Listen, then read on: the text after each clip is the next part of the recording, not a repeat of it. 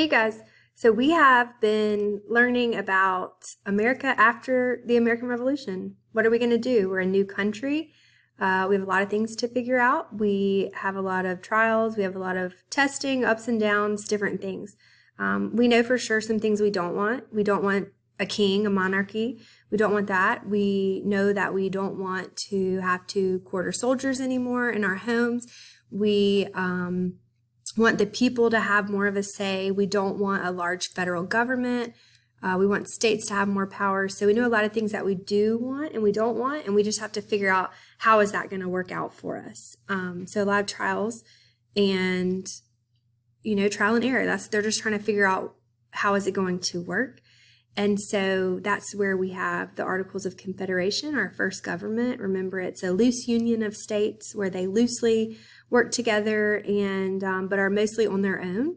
The federal government does not have much power with the Articles of Confederation, especially with trade and taxes. And it's very confusing when states can make their own decisions, set their own standards for trade and taxing. That's where a lot of our funding comes from the federal government, is from taxes. And so when they aren't able to tax, they pretty much have to ask the states for money to pay off debts and, when they need money. And so, of course, the states are not going to want to do that, or some states are going to feel like they weren't as involved maybe in the war and they don't have as much debt. So there's going to be a lot of issues with that. You're going to have states printing their own currency. There's not one form of currency. That's going to be confusing. The military, a lot of things are going to be confusing for them. And so we learned that after Shays' Rebellion is when the people really started to get worried, and they thought, okay, the articles are not working. We need to do something to, we need something better in place, something better to have to protect us. And so that's kind of where we are. And we're going to the Constitutional Convention. We're talking about writing the Constitution. What are we going to do? What are some things we want? We've been talking about the Virginia Plan, the New Jersey Plan. We talked about the issue of slavery and the Three-Fifths Compromise. So a lot of things to discuss. We're starting to get into the Federalists and the Anti-Federalists, what they wanted, what they didn't want, their decisions. We're eventually going to start talking about the Bill of Rights and the need for that. The Bill of Rights is so important. They agreed that if the Constitution was ratified, they would have a Bill of Rights, which those are the first 10 amendments to the Constitution. It's where we get a lot of our rights, the freedom of speech, press, petition, religion, and assembly are all found just in the First Amendment. So a lot of powers in the First Amendment. And then the Third Amendment, it says you can't quarter soldiers. You don't have to quarter soldiers, which is very important because they were forced to quarter soldiers before, and they didn't agree with that. So just to go back, though, to the Constitution, some things they had to negotiate on. The New Jersey Plan and the Virginia Plan. The Virginia Plan is known as the Large State Plan. They wanted the representation to be based off of population. This is nicknamed the Large State Plan because obviously larger states or states with larger populations would have more representation. And so obviously if you're a smaller state, you're not going to like that. And so that's where we have the New Jersey Plan, which is also known as the Small State Plan. And it says, that representation should be equal.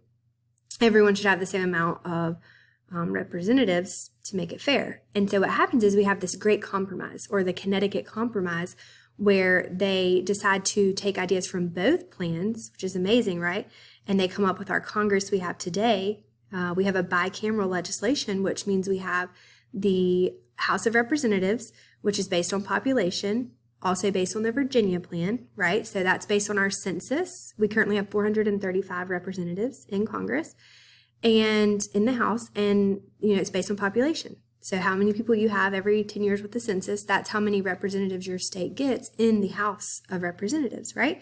So the other house we have in Congress is the Senate, and every state gets 2 senators no matter their size. So that's based upon the New Jersey Plan, right? So it's equal representation no matter your size. So they negotiated and took something from each of those 2 plans, which is amazing. Compromise is always good, even though you kind of have to give and take a little bit.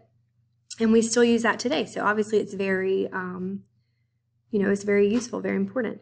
And just a side note, since the election was, recently, last month, if you take the number of House members you have and you add to that the number of senators you have, that is how you get your number of electoral votes.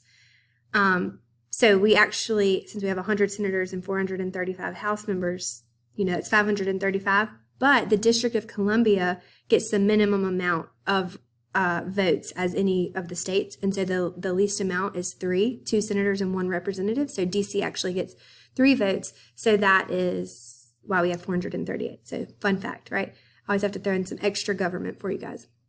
But anyway, so that is kind of where we are. We talked about the 3/5 compromise because the South wanted slaves to be counted towards population. Northern states didn't. They compromised. They count them as 3/5. So the 3/5 compromise. Yeah, so anyways, that's where we are. We will continue to learn about this. We will learn about the Bill of Rights, and we will continue to talk about the Constitution and how important it is to us today.